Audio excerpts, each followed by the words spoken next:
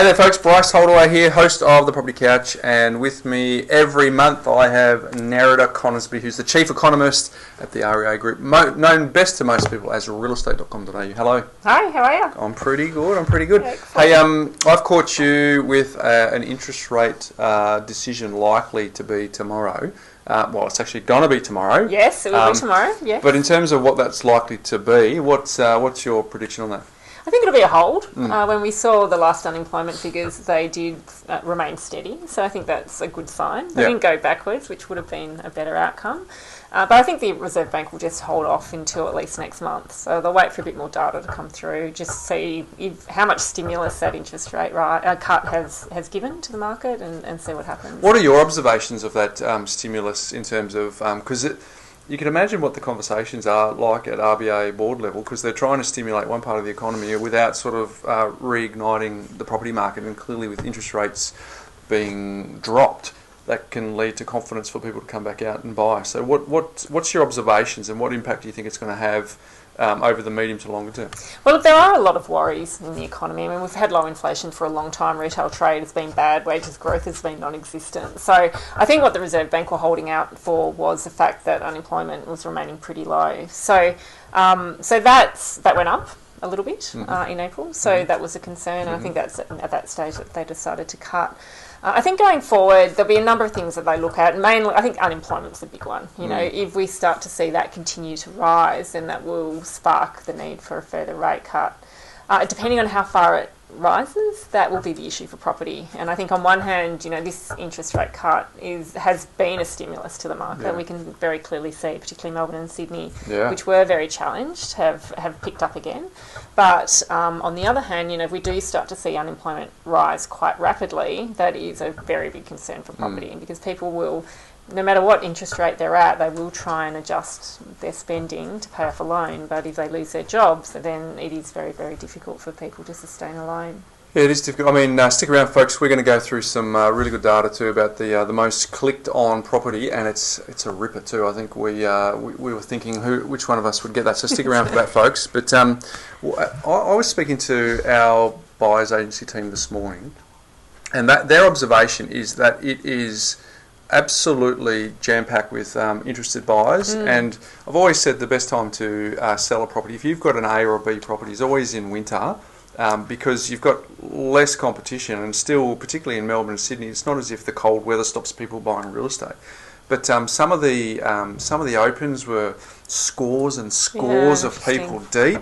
Auctions that we thought we were in with a chance went for 120 over. In some cases, one of them went over 200. I mean, I thought we'd sort of had those days past in the previous boom, and then all of a sudden now we've got a bit more competition around that. So it's concerning, and I'm trying to get my head around. Obviously, you're in the thick of it, but we don't want that again. You don't want 10% plus growth. No. So yeah, I mean, property it's quite challenged, not so much in the existing home space at the moment. As you've said, you know, we are starting to see, we've certainly seen a bounce of activity in Melbourne and Sydney, but the development space is really challenged. And in the end, the Reserve Bank are trying to generate activity in terms of jobs and growth and, you know, GDP, and trying to, you know, get things moving.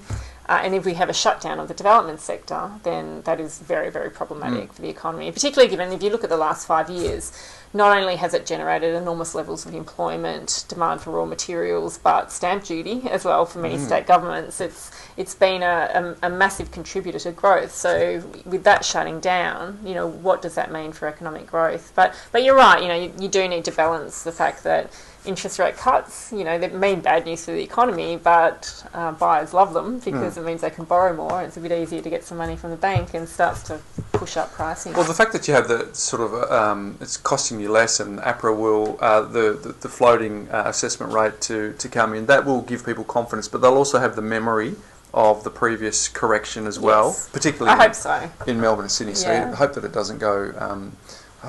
I hate to see us get to that. It's interesting too. I mean, one of the things we're finding on realestate.com.au at the moment is that people are really looking at premium. So, you know, the market when it was red hot, people were drifting away from premium, looking for cheaper locations. But we can see clearly in Melbourne and Sydney, if you look at the highest views per listing, it's Middle Park, it's Paddington in Sydney. It's even Toorak. Toorak, I think I mentioned last time, but Toorak never ranks that highly on our sub, but it's sitting there at number 6 at the moment. So what that says is even people who can't afford Toorak have got a bit of confidence from them, so they go for a little bit. I think they can get enough money. I'm not sure. It is expensive. You mentioned the development industry before is having some challenges. Can we dive into that a little bit, because it does have a huge multiplier effect, like you say.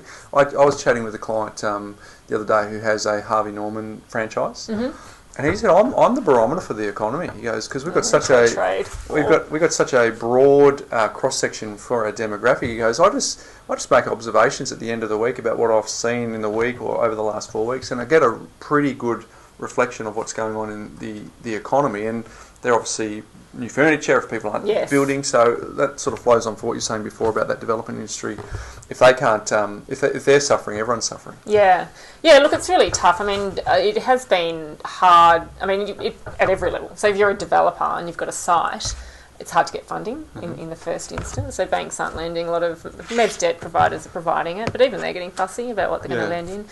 If you're looking to sell down a building, if you're trying to get pre-commitments, investors have gone. They haven't gone, but there's been this huge reduction. You've got offshore investors that aren't interested anymore, so they've gone as well. So you're trying to pre-sell a development to get it started. That's really tough. And then you've got confidence in the sector, and we've had 3 very, very high-profile buildings see a lot of if you look at Opal Tower, we've had the flammable cladding issue, we've got Mascot Towers, there's 3 high profile, and then there's smaller projects that have come under trouble. So I think consumers are starting to get a little bit wary about off the plan and what it means. And so, not only has your market dropped out, but people are very, very worried about quality. If developers can see the bigger picture and they were able to develop properties that were more in tune with an owner-occupier spec rather than an investor spec, is that something that they could do you think, to pivot and maybe differentiate themselves? Because clearly if you're doing cookie cutters where you're trying to get as much as you possibly can on the site, it's not going to work. But if you, because I think, I had this, I can't remember where I read it, but it's, used to be Jack and Jill went up the hill to fetch a pail of water. It's now Jack and Jill went down the lift to fetch a baby chino. The families are now, particularly in Sydney, a little bit more Melbourne, still got a bit of room to grow. But if you were able to spec out a building that actually catered for young families or with smaller kids, I think that you're catering to a need, but also you could help yourself get through some of this pre-sale and some of this lack of confidence in your product. Yeah, absolutely. And a lot of developers are, I think the problem though is that, planning approval was often granted on a more cookie cutter approach. So, it takes time, and then even the project would have been designed and costed up. The site value would have been determined on a more of a cookie cutter approach. So, we can see developers starting to pivot into upgraders, downsizers, first home buyers, and the ones that are working on smaller projects, it's far easier. If you're looking at 20, 30 apartments, if you're looking at 400, it's turning the Titanic. It takes a bit of work. Yeah, it's really hard. What are your observations around the ground in terms of the change in prices and where the activity is right now?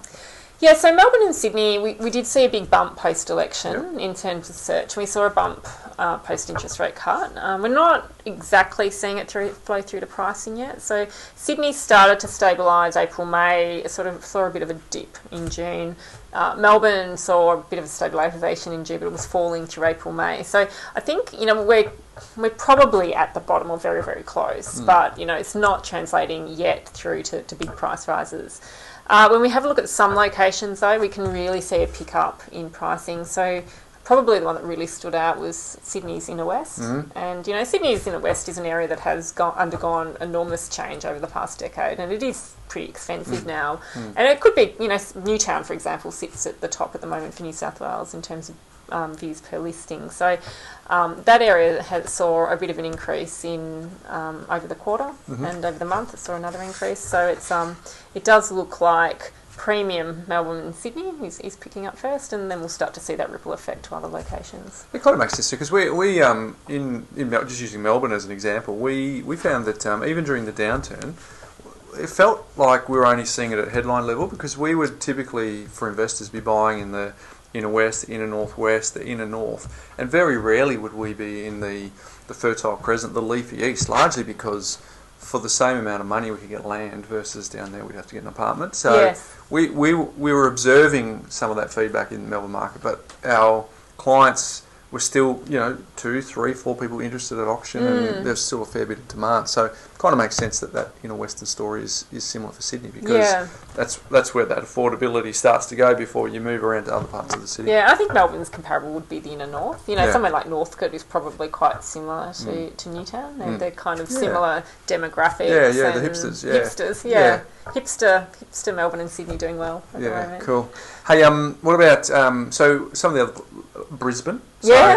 Brisbane's pretty immune to. I know. Yeah, it's done really well. I mean, it's actually even over the quarter, when we looked at some of the quarterly data, we saw some decent growth happening in Brisbane. So it's gotten through the downturn unscathed pretty much. I think that from peak to trough it fell 1.2%. We actually saw growth across Brisbane in the last month. So it is an interesting market. I mean, it was the market everyone thought would do very, very badly with apartment oversupply, but it seems to be flowing through, and the market's growing. Lots of infrastructure spending, new airport, Aussies love the sun, new casino. Yes. Yeah, so things happening in Brisbane, and it does seem to be supporting pricing. Why doesn't Brisbane do a big spike? Yeah, I don't know. It is interesting, isn't it? It never sees the big spikes. It doesn't see the big jobs, falls. really, isn't it? Yeah, it is jobs. I mean, Melbourne and Sydney does see high levels of speculation as well. I mean, Adelaide's the same. Yeah. It doesn't. Yeah. Adelaide never really got really high, but through the downturn, it kept growing. So that's what's so good about Adelaide, isn't it? It's like stable. Keeps on keeping on. Yeah. It's not super exciting, but it's stable. So we often fly around the country within our own investment committee team and sort of see where the opportunity lies, and it doesn't, we always ask the question, what about Perth? And we look Perth over at Perth and we go, I know, it's a funny one, isn't it? And there's little pockets in the more expensive stuff that seems to be getting a little bit of demand, but just in the affordable. Nah, it's going to take ages. The problem for Perth is they built too much on the fringe, and it's that level of oversupply will just take ages to work through. And and also such wealth, and then such high incomes, and those incomes coming back down had such a dramatic impact. But I mean, you're right, like Cottesloe, Sydney Beach, up towards Hillary's. It's doing amazingly well at the moment. Not just from buyers, but also rental demand is really strong. Hobart seems to. It's finished. Yeah, all over. It's expensive. What is your view on Hobart? Sort of, because I think that Hobart was good in the last little part for speculators. It was, it was cheap. But not so much for investors. Yeah. Because if you're an investor, everyone loves their their balance sheet to do that.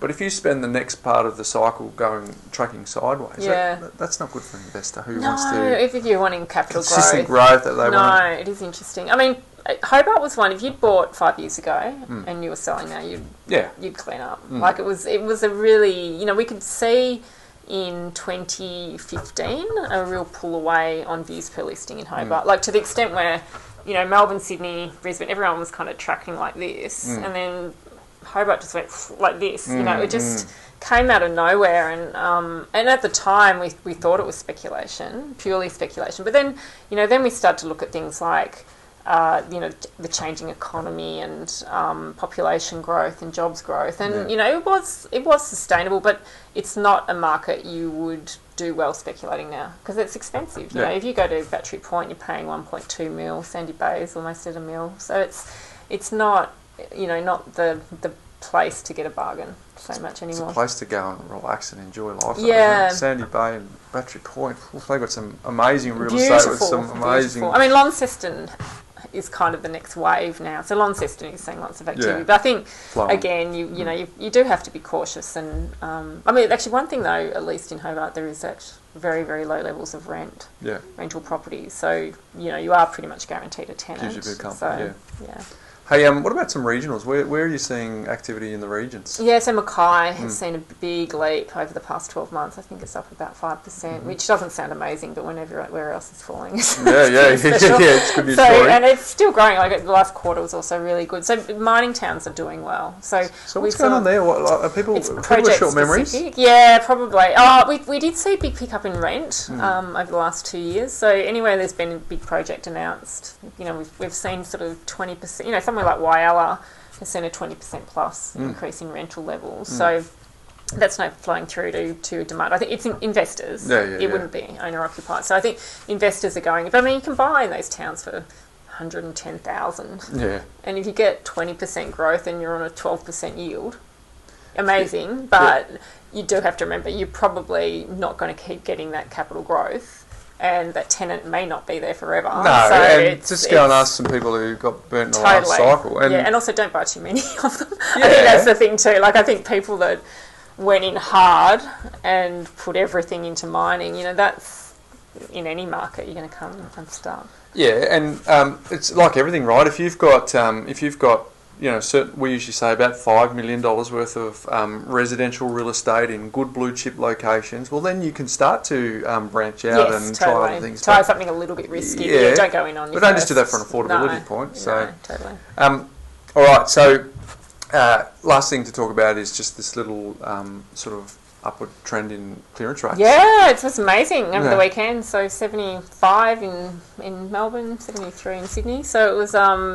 It's still pretty low volumes though, isn't it? Very low, very, very, very low volumes. So we're not seeing an increase yet in listings. So I think that will take some time for things to flow through. But at this stage, very, very low listing volumes. Yeah. But lots of buyers, you've been talking about it. I mean, look at 949 private sales in Victoria versus 384. Yeah. I probably should put that on the big screen, but it's this is I mean, imagine if ordinarily some of those privates go back to auction. That's when. Yeah, and this is the thing with Melbourne and Sydney is that when things are slow, we don't see auctions taking place in outer suburban areas, but as things get hotter and hotter, you start to see that auction activity sort of spread out. So at the moment, auctions are taking place in inner areas, but not so much outer areas. Yeah. But that might, if the market continues, that will change.